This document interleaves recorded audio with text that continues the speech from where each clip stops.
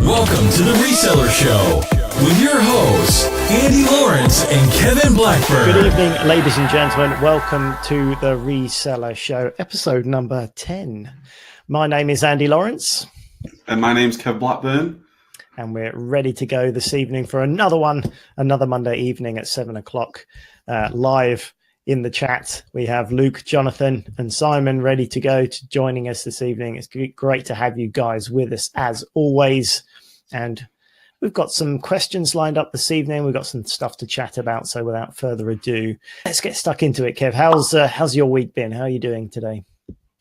Really good, really good. This is the last week in the warehouse. We're just getting up towards Christmas now, and us personally, as my family, we're going to be traveling to Paris tomorrow. So we're not going to be here for the rest of the week. So I'm really looking forward to it. But the children don't know, so shh. Don't tell anyone. Yeah, don't tell anyone. Don't put it on social media.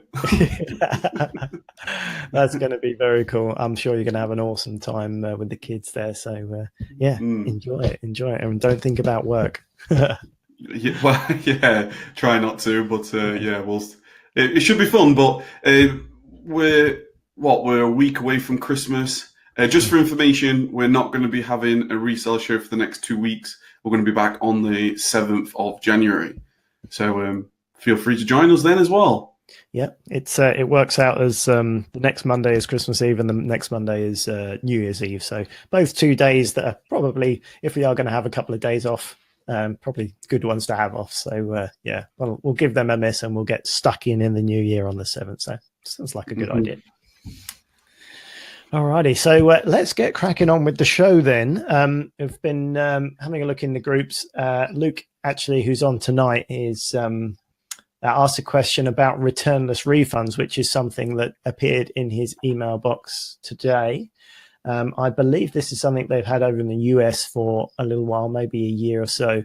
New for us. Something interesting to chat about, Kev. So let's just do a bit of a synopsis of this. Effectively, this is something that affects you if you're a FBM seller, so fulfillment by merchant and not FBA as such.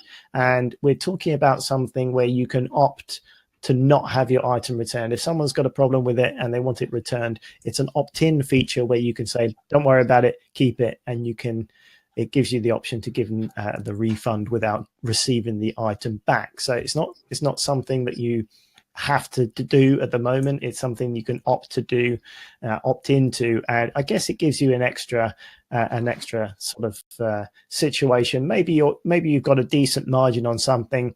It happens to be quite big, and maybe you think, you know what, I'm not going to be able to resell it again. And before now, you'd have to get it back, and you'd have to incur the issues that come with all that, and then give them the money back anyway. So I guess it's a good thing. What are your thoughts on this one, Kev? I'm just reading the email now. I got the email earlier. Interestingly, it says that the orders are only in the UK and DE Germany marketplaces, not France. I assume not then France, Italy. Interesting. Don't know why, but I think reading it now, I think there are some benefits to it. There's pros and cons. Obviously, if it doesn't make sense to return anything in terms of your margins and things, then that makes sense. I just think that there's pros and cons to everything. There's now customers that will take advantage of this as well. I'm sure they will. They'll start maybe taking advantage. And I don't know how Amazon track all this. I've no idea really how it works on their end. I've always thought, Amazon they're so customer focused. They so want the customer to have a good experience. You can take advantage of that being a customer. You can be like, you can start buying things depending on how, in terms of you've got to put some rules. Apparently, you've got to set some returnless refund rules. So I'm assuming the rules are things like, I don't know, at what sell for price is this going to apply? I don't really know the ins and outs of this, but if a customer, if let's say that's under £10 or under £5 or whatever it is, if a customer then starts buying a load of products that's under this threshold, and then they start just refunding things and just getting free items, I can imagine that will happen as well. Yeah. And I'm sure it probably does in the US already if this is there. Yeah. Yeah. No, I think that certainly leaves the door open for that. Yeah, I don't know how much it will. It's very difficult to say exactly. I mean, will the customer know? They probably won't know what items, who's already opted into this, who hasn't opted into it, and it probably won't say necessarily on the listing which ones you can do that on. They only find out if they try and return it, and then it says, don't worry about it, keep it. I think Amazon's been doing this for a while on their own goods. I bought a CD a year or so ago. I still buy physical CDs. Well, how about that? That's a revelation. But I did buy an actual CD because I'm old, and it came and the case was slightly damaged. And I thought, you know what? I paid for it brand new. I don't want a slightly damaged case. So I put in a return request, and they said, fair enough. What's wrong with it? I said, it's damaged. And they said, you know what? Keep it. Here's your money back. I'm like, oh, that's very nice. I got a nice little surprise, and I was reasonably happy. I thought, you know what? For free, I'll keep it. I'll stick the CD in the car or something. It'll be fine. So that was a nice experience. So it works for Amazon. But I was thinking at the time, if I knew this, and if I then started buying smaller items on Amazon, maybe that would happen on a regular basis. But they also can see your account. And I imagine after the 4th and 5th and 6th time, they'd probably say, I don't think so. We're going to change our policy for this individual. And also you have to be a certain type of person to be okay doing that as well. So, I'd like to think that most people are good, and most people won't occupy their time trying to get, $9.99 items for free and stuff. There will be some, but as one seller who has a certain cross section of people with FBM, I'd like to think it's not going to be a massive thing. And I'd also like to think you'd be able, I don't think they're going to suddenly buy 10 items and return them all and get them all for free. I think there'll probably be some checks and balances in there somewhere. Don't you think, Kev?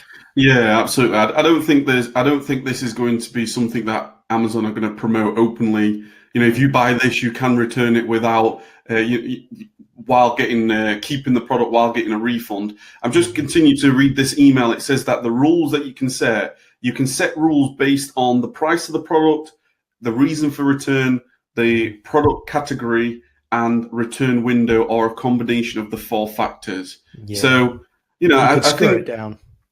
Yeah, I think Amazon, being the automated beast that they are, they will have some type of metric on a customer as well as a seller. So I'm sure that something will flag up somewhere if, this customer's returned X amount, so let's have a look or investigate a little bit here. So I think it's a positive thing. I do think it's, at the end of the day, it is ultimately making the customer experience even better, isn't it? Really? Yeah, exactly. It's a nice thing to be able to do, and if it does make sense, I've certainly done it with eBay items in the past. I'm making a good profit on them. I've already sold however many.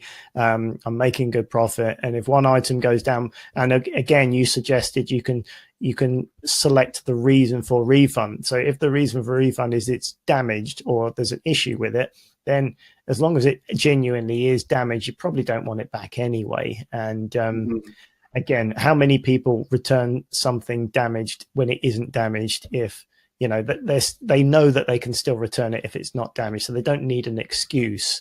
So I think if you had those sort of things selected, then you could probably be okay. So I've certainly had items where someone said, I've got this item, it's brand new, there's a slight problem with it, it's damaged. And I've gone, okay, thanks for letting me know. I'll send you out another one. Throw away the old one, and the new one's on its way out. You get great feedback, they appreciate it, and when you get it back, it's only going to go in the bin anyway. So in those scenarios, I think it makes sense, and it's a good opportunity to score a customer service point. Matters a little bit less with Amazon than it does on eBay. I think it's more important on eBay, but as you say, I don't think it can be that harmful. I can't see droves and droves of people exploiting the system, because you won't know whether you're definitely going to get that come up. every time. So I don't think people would just be bombarding you. I think Amazon would be a bigger target.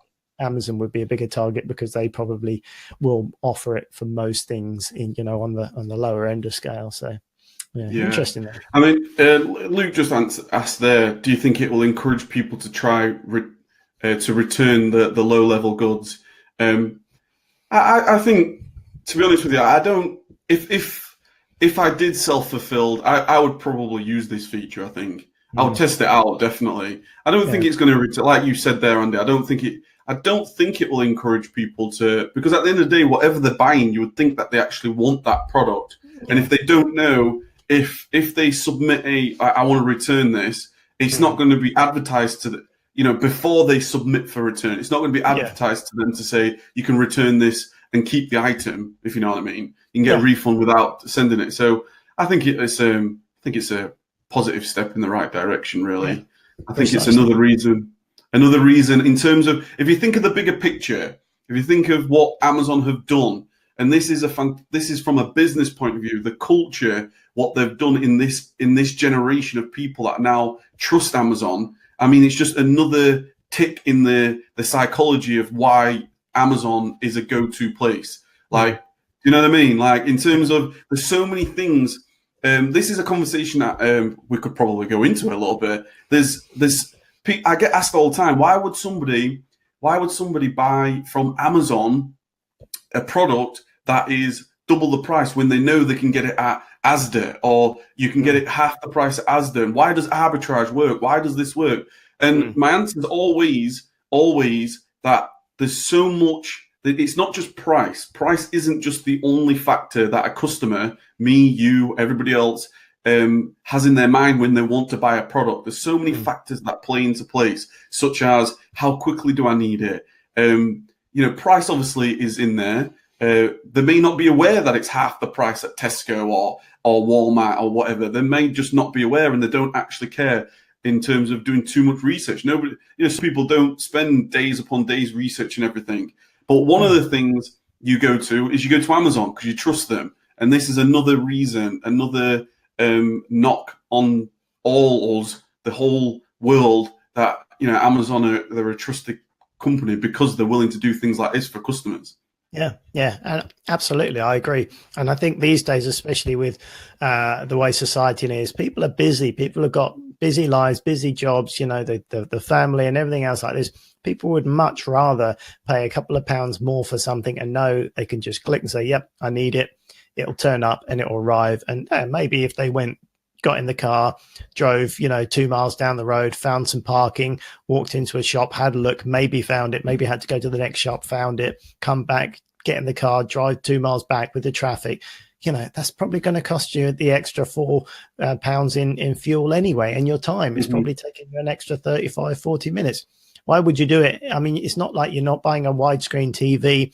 You're not buying, a big purchase that you're going to take your time and make a decision and research. You're talking everyday stuff that you just need to get. And it's the same item whether you get it on Amazon or whether you get it in Asda. So, it's convenience. It's that lack of time.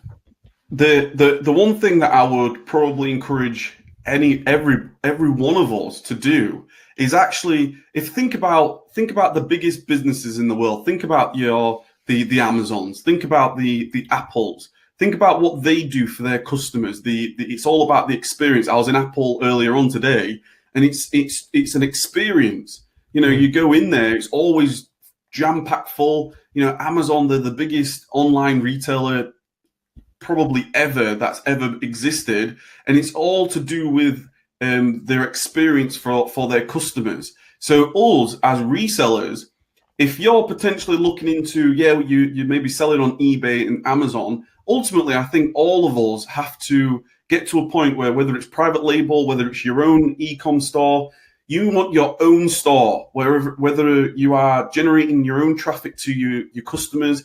We can actually learn from the Amazons and Apples. Think about what they do, and then you can maybe incorporate some things in your own business. I know that's what I do. I mean, I'm thinking like ahead in the future. If one day I have my own online website with my own store where I'm selling my own products, I'm thinking, how do I give that customer a better experience? And one of the things would be potentially doing this one day. You know, who knows? Yeah.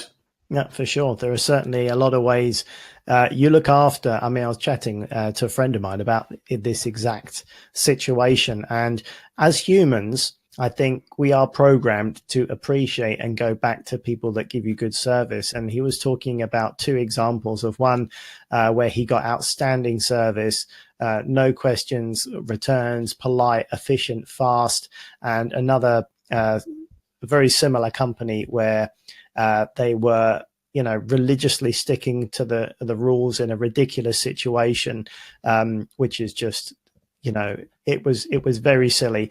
I'm just trying to remember the exact situation. There was a fault with the item. It's escaped me now. It's just gone out of my mind. But there was a fault with the item, and then they were quoting it was beyond the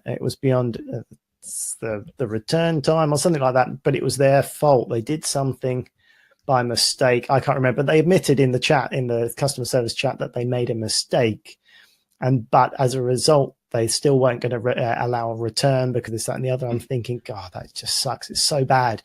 And you can tell it's just a customer service representative. They're going by a script. They're inflexible. They're not thinking about what they're saying. They're just going through a set of procedures, and they are losing out as a result of that. Whereas the other situation where he had to return something, they said, no problem. I think that was also faulty.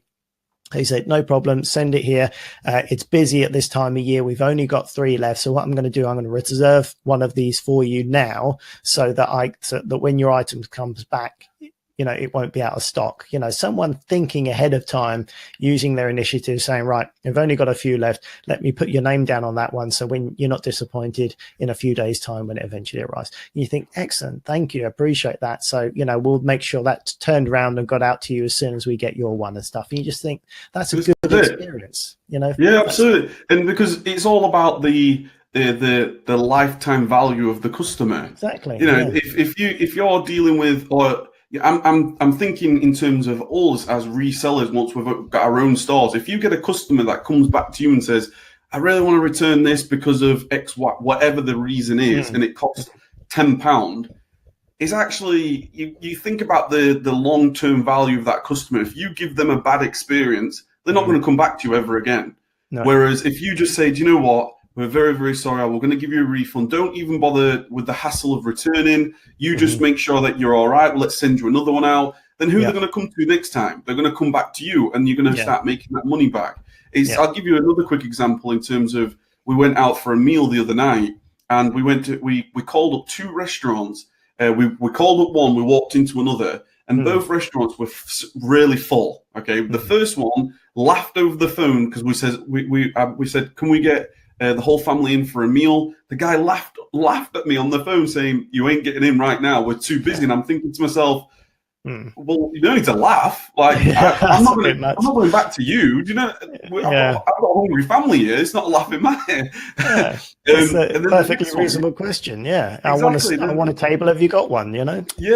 Then the next one, we walked in, and she was like, she was. They were obviously busy, but it was like she couldn't be asked, like not bothered. And then finally, the third one, we went to the third restaurant, and they couldn't do more for us. She was like, oh, don't worry, we'll get you a table. The manager running around trying to get you a drink, and you sit there while we sort you out. Who are we going to go to next time? We're going to go to that restaurant, because ultimately it's about the experience of the customer. Of course. And that's what, at this time of year, a lot of places are going to be busy. If someone says, we're really busy, but I think we can probably fit you in. Do you mind waiting 2 minutes? We'll get you a drink, something like that. That's the experience that you want. You understand, it's fine. Yeah, we'll hang around. We'll have a drink. We'll sit down when you can.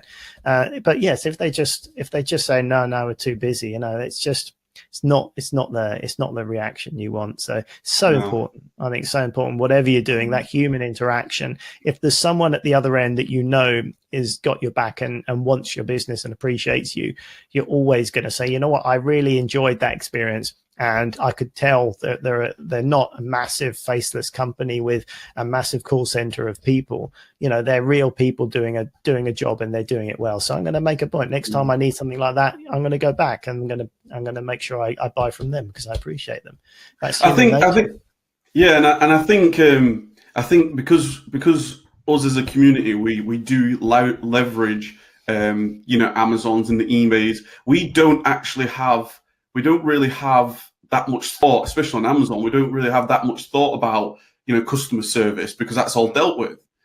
So I mean, that's one of the things that we all definitely on a bigger scale, a bigger sort of the grander picture. When you've got your own store, maybe one day you might even open your physical store. I don't know, or at market or whatever.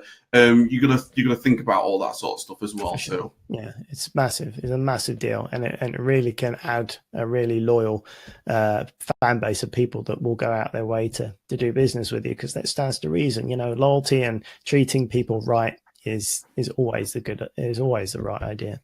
You can't go wrong. Definitely.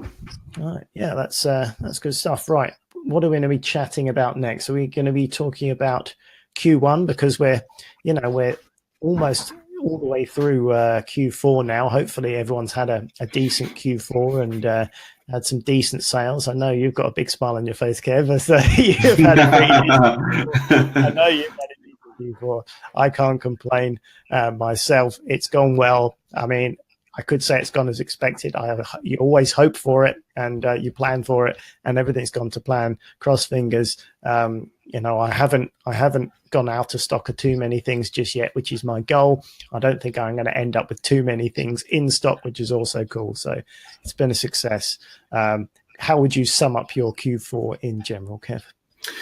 Do you know what? One thing that I've been super really proud of, really, is just being involved in the Facebook groups, to be honest. So many people sort of sharing, and I've been doing a number of success stories on the YouTube channel these last couple of weeks, just sharing other people's stories on what they've managed to achieve, quitting jobs, bigger sales than ever. And I just think it's a great time for us. Now, obviously going into Q1, it's a great topic to talk about, because some people have maybe never experienced it before. Some people are maybe this is their first Q4 to Q1 cliff. So there's a lot of things to talk about. But one thing I would say in terms of the summary of Q4, I think it's been amazing to see so many people get rewarded for so much hard work, because this is a hard work. Like if you had a great Q4, it's because of the work that you've done, leading up to it. You are compensated for the amount of work and the amount of energy that you put in. So, it's just so great to see so many people get so much success. Absolutely. What Simon said, this is his first Amazon Q4, and I'm ashamed to say I've more or less sold out of everything. Lesson learned for next year. Well, that's all good, Simon. It's better than the other way around. Ultimately, that's generally what happens to most people's first Q4 is everything gets sold, and you go, oh, I wasn't expecting to be that furious. Great. Learn lesson you for next year. Add a little bit more stock is always the advice I give at the beginning of Q4. Have a little bit more than you expect, but ultimately it's hard to know exactly where you're going to be with that type of thing. But yeah, it's all good. If you sell all your stuff, then congratulations. That's always better. Yeah. Always better to run out of stuff instead of being stuck with stuff. And to be fair, I had a bit of a nightmare. I sold out of my private label products, which was a nightmare. It took about 4 weeks additional from a shipment to be shipped from China to get to me. So I had a good sort of 2 weeks of just ran out of stock. I was like, Jesus.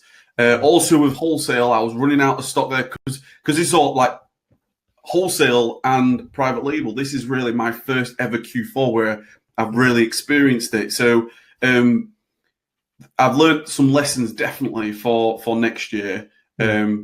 And I'm super excited for next year. And that's going into Q1. This is one of the things that I always say for everybody is Q1 is the best time of the year. I know everybody says that Q4 is the best time of the year, but what you do in Q1 can absolutely, it actually does impact what your results of your business are in Q4. Like how you set up your business, the ideas you have, the way you adjust, the things that you learn, the way you maybe introduce new systems or bring in more people or whatever it is.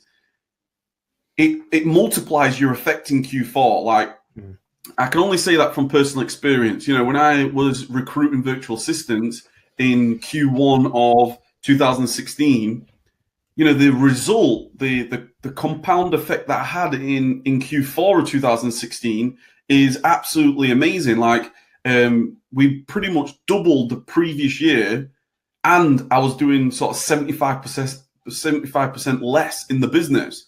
You know, and so that was all to do with the actions taken in Q1. So I've had a number of, and the reason why I say this, and the reason why I'm upbeat about Q1 is because I had a number of messages, personal messages on Instagram of people sort of saying, "Oh, I'm worried about Q1. What we're gonna do, and all these things." And I'm like, embrace it. Now's a great time to look at what you've achieved. Like, you've hopefully put yourself in a position where you've got more capital than ever. You've got some money, you've got some options. That's the thing I say. Like, you've put yourself in a position where you've got some options over the Christmas period, over the New Year period, where you're relaxing, spend some time with your friends, your family, you know, rest. And now you're inspired for another year. So, what's your thoughts on it all, Andy? Yeah, I agree. Absolutely, Kev. I think Q1 is a great time to plan and to get set up for the year ahead. I always use January as definitely a time to step back before getting stuck into things again. Just take some time to look at the overall business, what I want to change, if there's anything I want to investigate doing more of, assess how the last year's gone, and just take a good week to really have a think about the whole business in general. If it's Amazon, do you want to bring in some new lines? If you've been doing really well with online arbitrage, do you want to maybe have a look at wholesale next year? Do you want to look at private label next year? Do you want to look at a different line? Do you want to change strategy a bit? Maybe you want to bring in an assistant or something. But it's a good opportunity to start investigating at that point, maybe get some education in a different area, learn about a different sector of the business, start building a different area and move on from that. I certainly use that every January as a matter of course to really look at the different areas in my business and see what I want to do more of. Personally, I always look to see, what have I enjoyed most this year? What have I got the most satisfaction out of? I mean, I'm always looking to do more of what I enjoy doing and what I get the most satisfaction from, and try and tweak my business that way. Personally, I've really enjoyed the personal interactions this year. Spend time with you, Kev, has been an absolute bonus. Meeting new people, doing more of that next year is very high on my list. Getting out there, getting out of the comfort zone a little bit more as well is always the way. Whenever I put myself in that situation, it always pays off. I'm always really happy that I end up doing that. I never regret it. So pushing myself a little bit next year in terms of doing that, having some more adventures, traveling more as always whenever possible, and having more personal interactions with people, connecting with people, and really just living life as much as I possibly can. It's and I have to echo that. Like, I was doing a little bit of a mini review earlier and thinking about some of the things that I really enjoyed about this year, and definitely the relationships that I've built this year. Yourself included, Andy. I mean, we're doing this show now, which it didn't even exist last January. So. I've had the pleasure of meeting you guys here in the chat. I've met so many amazing people. So the relationships built this year has been fantastic, and definitely something that it's great to take time for yourself during this period. And at the end of the day, like Q1, the seasons of business, you've got to go through these periods of it's not always summer. It's not always record days, because that would make things boring eventually. I mean, don't get me wrong, it'd take a while to get boring. Like if every month was the prime time, we'd all be loving life all the time. But at the end of the day, what it does, it allows us to be think about our businesses, because at the end of the day, the demand does drop. You will not sell half as much, but what it will do, it will force you to expand, like you said. you'll expand to maybe you're doing online arbitrage and now you are focused in on wholesale. Maybe you get to the trade show where we're most likely going to be doing a reseller show in February. You'll come to us and you'll come out of that trade show with some more suppliers. And those moves, those big moves, like going to a trade show, coming out of there with a potential 5 suppliers, imagine what the effect will be in Q4 of 2019. So I absolutely love it. It's very exciting. It really is exciting from a step back planning point of view. Maybe from a sales point of view, we're all a little bit like, I'm gonna have to do something to put these sales up. Where's the customers, Amazon? What's going on, Amazon? They've all gone. Yeah. They've all got a purchasing hangover. But yeah, I mean, definitely in toys, there's a definite cliff, and you always see it. And the forums are full in January of like, what's happened? Someone's turned Amazon off, but it's still expected. You've probably done, if you've got things right, you might have done 4, 5, 6, 7 times your normal monthly sales in December. So the fact that you've got a dip on the other end of January, it's not the end of the world. You will see a dip depending on what categories you're in. If you're in some everyday categories, you might not see as much of a dip, and also some sort of slightly different categories might be fine. But gift type categories like toys and maybe jewelry and watches and things, you may see a dip in, but it's cool. As you say, make use of that time to have a look at your business and see where you can build next year. So it's a good opportunity to say, okay, maybe there's not as many sales, but yeah, you can still be buying for the rest of Q1. Things will pick up, and maybe some good deals out there in the January sales to get out there and do some retail arbitrage and find some deals for later on in the month and in the quarter. So it's plenty of things to do. It's always good to, especially when we talk about what your products, it's always good to think about like categories. Like, am I going to add a new category in? One of the things, for example, myself that I'm looking at doing is I'm definitely going to be looking at the wholesale operations that we currently have, the suppliers that we have, and then go into the trade show of thinking, okay, I want to add this particular wholesale, maybe in a wholesaler, maybe in, I don't know, electronics or groceries or whatever. Like, expanding your categories is always a good thing. Maybe you focus only on toys right now, but now it is time, and this is what the dip does. It does focus you in to go, okay, I can't just sell toys all the time.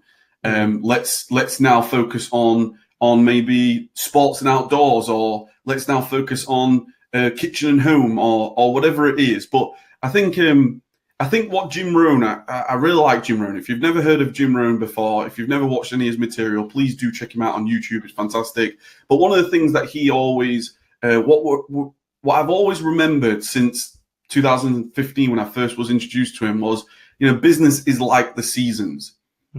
Like, you are going to go, we're in summertime right now. I know we're in winter, but we're in summer. In terms of reselling, we're in the summertime.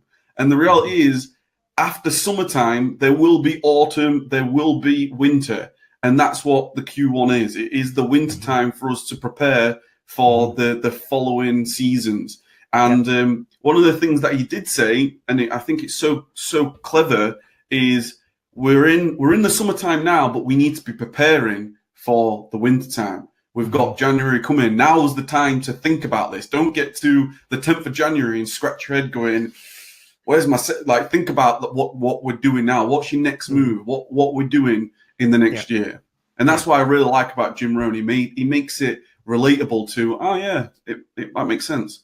It's very relatable. And the analogy he gives about the farmer, and he's planting the seeds, he's looking after his soil that the seeds are going to be going into, because preparing the soil and then getting the seeds means that the seeds are going to get the best chance. So we're doing all those things, putting in place for when the summer does come, you've got the best possible chance by being prepared in all the different seasons to go through that. And that has a crossover in every business model, looking after the business as a whole and being prepared in the winter time, like we're coming up to in January, it's a good opportunity to spend that time preparing for the following year, because your summer, your Q4 will be 10 times better as a result of getting, maybe like we've been talking about, new categories. We find new products, which means there'll be more width and depth to your business next time round. Hopefully more sales and more profit. So yeah, definitely a good plan, good idea for Q1 as a good opportunity to do that, for sure. And one of the questions that I definitely asked myself was, how do you make every quarter Q4?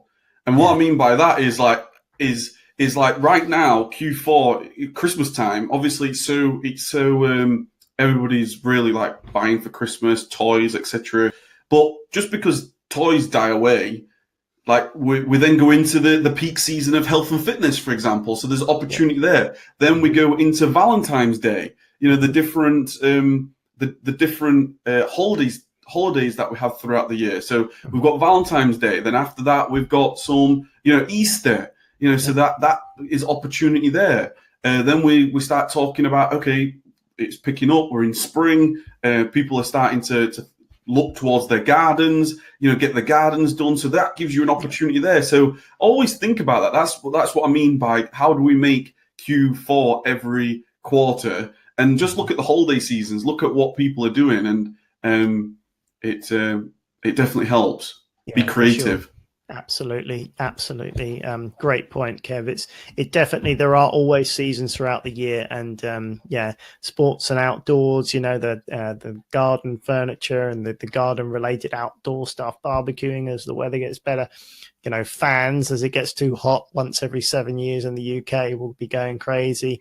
There's so many different things. You can be looking into the different trends, and for every type of trend there is a wholesaler and a trade show to go to, and more to look into where you want to base yourself, what type of stuff. So lots to learn, lots to understand. Different, Amazon is so diverse. There's so many different markets within markets, and so much to, private labels, its own speciality, as we learned last week with Lewis, talking to someone who's been doing it for many years, and he's reinventing himself all the time and focusing on different things. And he was showing us the branding, and creating a quality bundled brand these days is so important, and that sort of stuff. So private labels got so much to learn and immerse yourself in. If you want to go that way, certainly spend some time, learn about it, implement that in your business. Wholesale is another thing that, Kev is really starting to get into now. Went to his first trade show in autumn, wasn't it? And, you've made a big leap. September, you made a big leap forward in your business. The trade shows coming again in February. You'll be looking at pushing forward, and I'm sure it'll be bigger and better than ever, because you know what to expect. You'll be on the hunt for more wholesalers. Building your business, looking into diversifying. This is all Kev is. Walking the walk and talking the talk at the same time. This is what you need to be doing.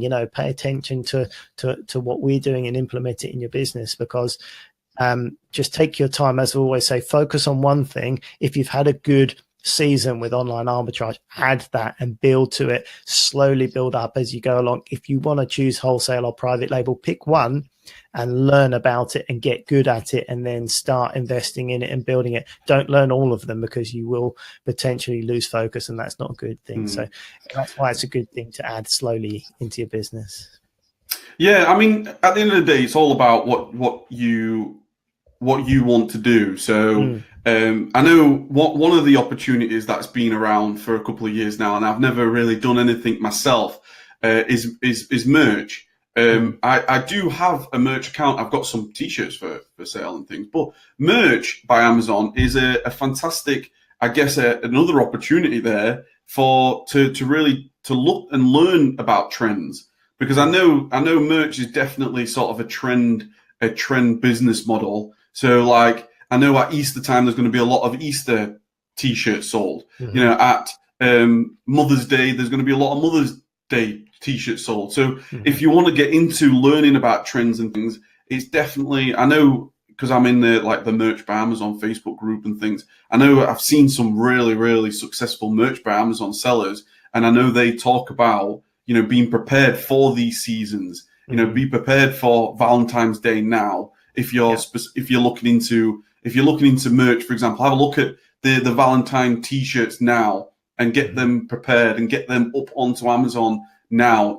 Don't wait until February the 14th, that sort of thing. So it's just a case of just trying to be proactive, I think, in the business as much as possible.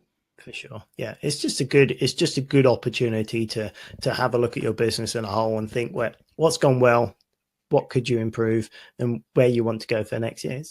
It's just a great time to do that. I mean, you can do that any time in your business, but January is always a good time to take stock and sort of have a think about that. Certainly, when we come back in the new year, I'm looking forward to sharing some of my goals and what I'm planning for the year.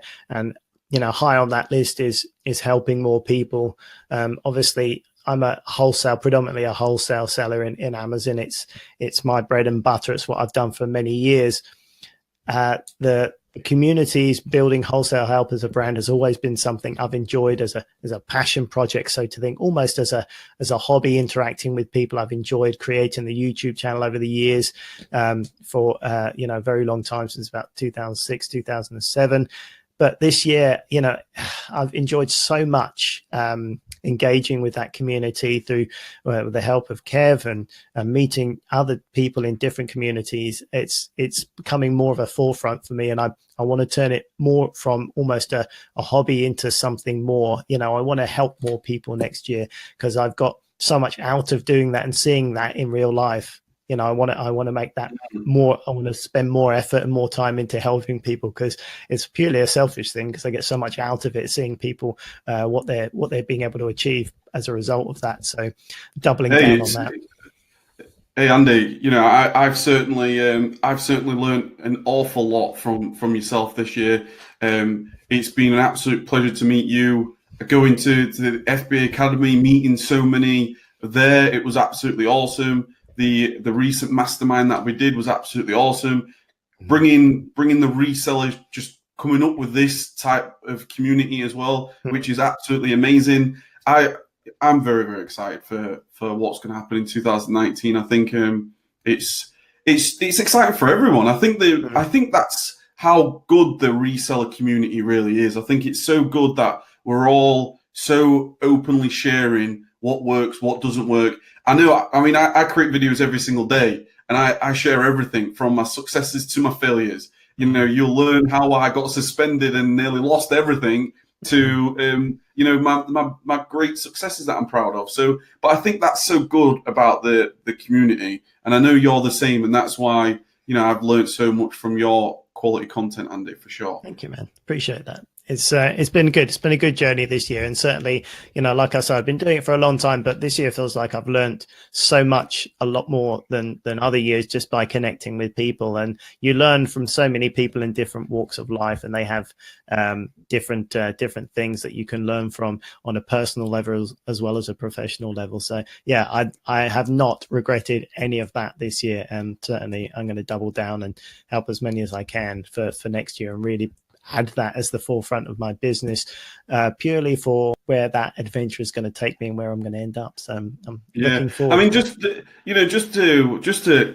the FBA Academy alone, I mean, that was such an amazing day, and you need to do more of them for sure. Mm-hmm. Like you need to get more in the calendar for sure, because it's just such a great day, and it's so powerful. That's why. That's one of the biggest takeaways that I had from this year was like, I need to put more events on. I need to put more masterminds on, where this is great. I absolutely love this, but it's so good to see you guys here in the chat with Simon, Luke, Jonathan, and all you guys here. But wouldn't it be better if we was all around the table in reality and having a coffee together and having a chat together instead of, I absolutely love this technology. I love being able to talk to people around the world, but there's nothing more powerful than actually having a meal together. Do you know what I mean? That's why I really enjoyed that when you came up to the mastermind, Andy, because to go the night before for a meal, it's just a much better and much more powerful and impactful. And it's in terms of learning, like you've just said there about your passion for helping people. Mm. There's only so much you can do in a video. Yeah, do you know what I mean? exactly. Like if you're with somebody in real, yeah, exactly. If you're with somebody in your FBA Academy, or you put on more of it, or you put on a day here or there, you do whatever, you're going to really teach people, and you're going to really learn because you can't. They're going to be asking you questions. It's back and forth, and you get to know the person, and that's definitely where I am. That's definitely where my thoughts are for sure.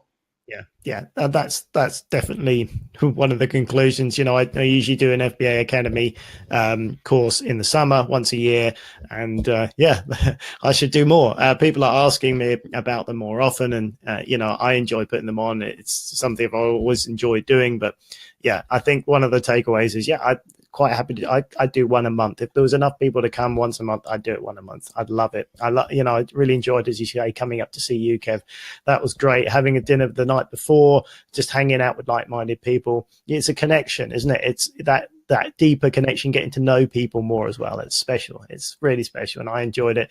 Chris said that chat we had in the pub was epic. It was great. It was absolutely great because I got to meet Matt as well from the Secret Wealth Project. He's a top guy. You know, obviously I've known him in the community circles for a while, but to get to meet him as well, you know, we had so much in common. I've thoroughly enjoyed meeting him as well. That was great. That added to the day. And Chris was there, which I've had the pleasure of meeting Chris on several occasions. He's such a nice guy, and I enjoy watching him improve his business. He's getting into books as well recently, and he's been really getting cracking on with that as well. So, you know, I get so much benefit out of that when I hear about these different people, like Matt quitting his job this month as well, and he came to the FBA Academy at the beginning of the year. You know, I just get such a buzz out of it. It's just could not be better. This is it. I mean, and you know, that's why I've put 9 dates in for next year, just because I like put it out there. That's all you can do. And like, if you want to do one every single month, Andy, you've got to be the one that first goes, I'm doing one every single month. And do you know what? For the first, you might get 5 people here, you might get 10 people there, but you know, it's such a good day out. Like I thought to myself, if I put on all these dates, what if only one person comes? I'm gonna have a fantastic day with that one person. That one person's gonna get a lot of value. Absolutely. You know, and I think that's ultimately it just makes everything so much more. It's great doing online business. I mean, one of the things for me, I was like, I want to get out of my job. I want to work from home. I absolutely love working from home. I really do like to be in my office now. It's just fantastic. But like Chris said there, the chat at the pub, meeting Luke down in London, which was amazing.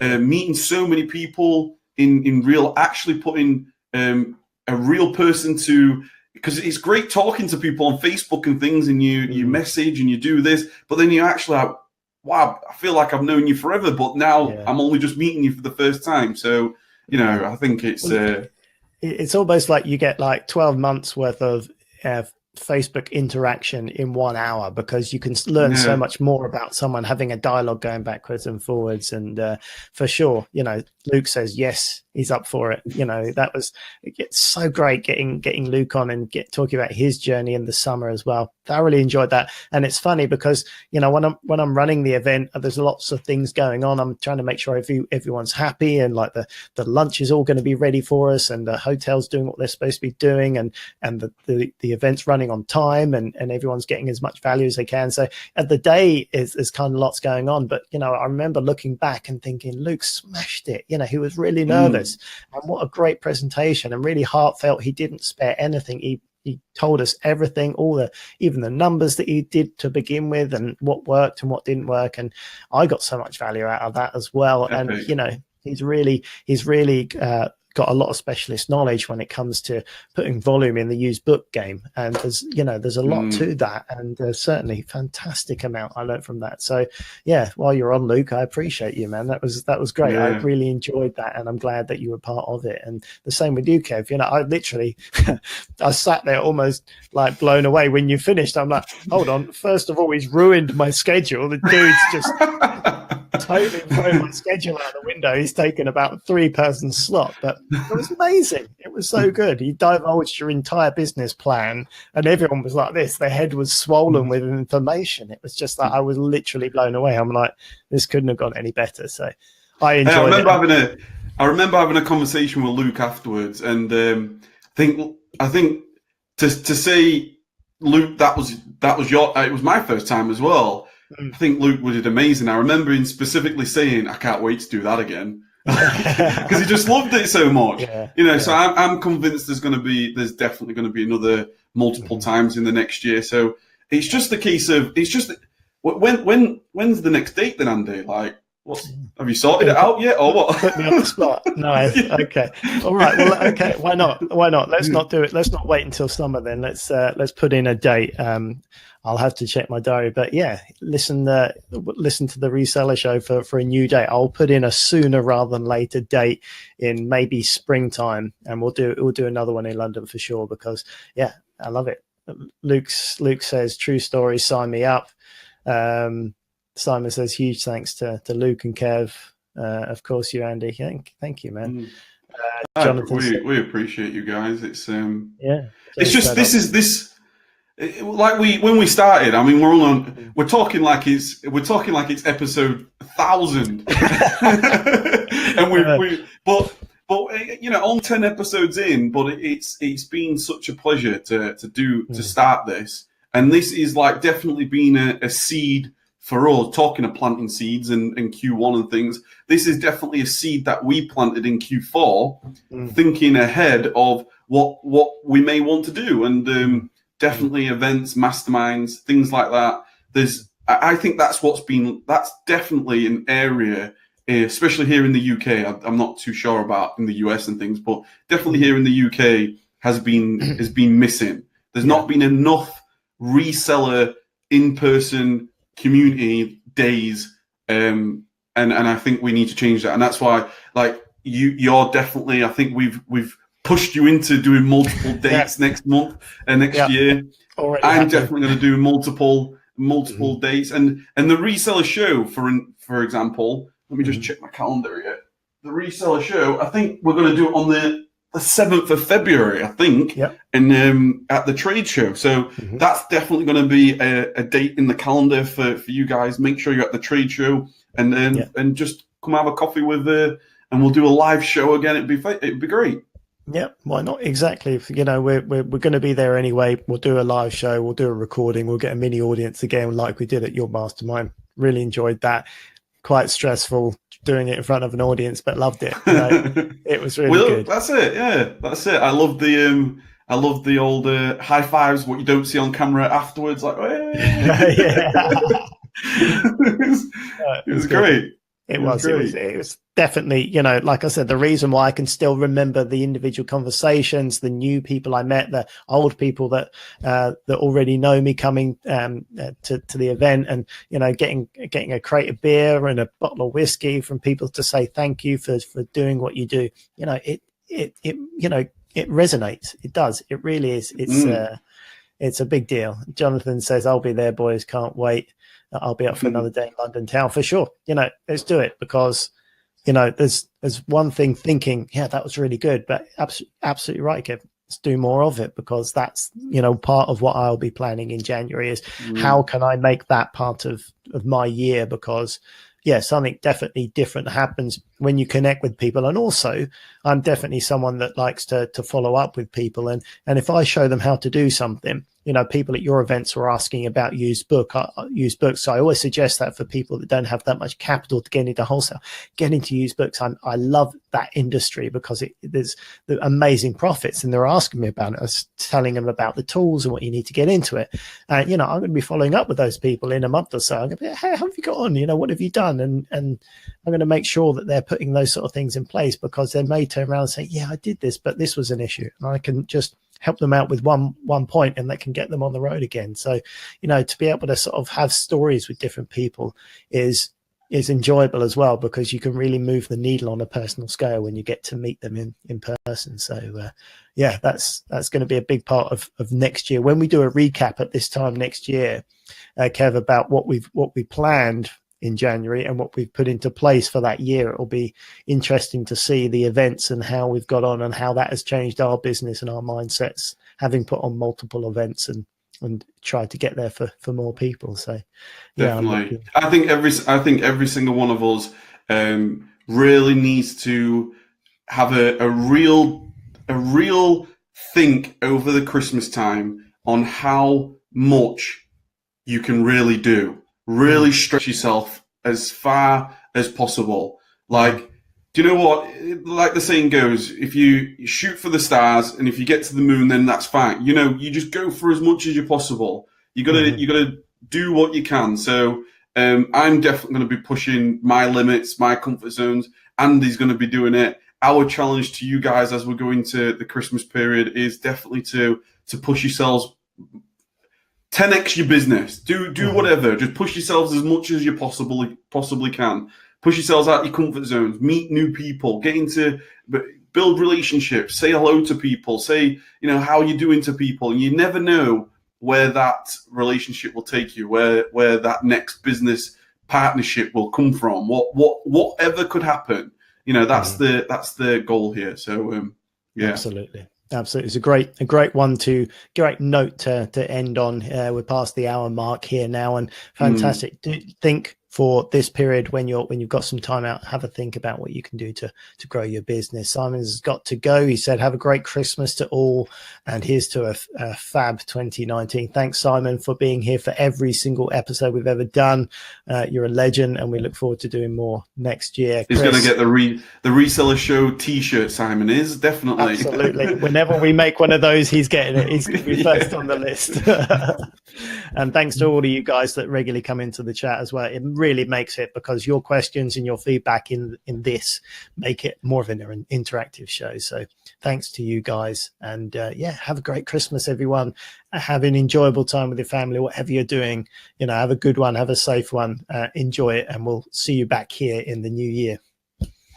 Absolutely. It's absolute pleasure. I echo everything that Andy's just said. Have a fantastic Christmas and a happy new year with your friends, your family, and here's to 2019. Here we come. Bigger and better. Absolutely, guys. We'll see you on the 7th of January. Take care, guys. See ya. See ya. Welcome to the Reseller Show with your hosts, Andy Lawrence and Kevin Blackburn.